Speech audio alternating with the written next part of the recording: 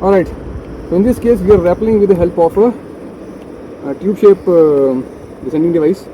All I've done is I am using this along with the friction hitch, which acts as a third hand. Now this is a friction hitch that is acting as a something that will stop my descent. Understood? I passed double rope through the portions of this particular descending device, right? And then I have attached express sling by camp, right, as a form of extension to my harness. Over here I have used girth hitch.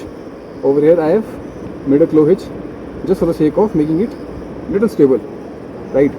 And over here I have used a claim hitch knot, friction hitch. Now in order to descend, all I got to do is pull this down and start coming down. At any point of time I need to stop. This is how I stop.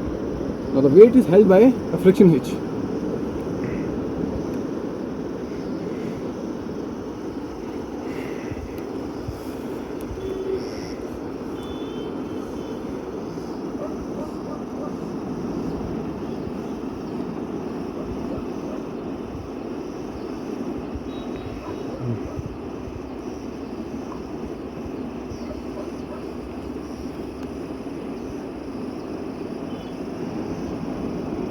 Okay.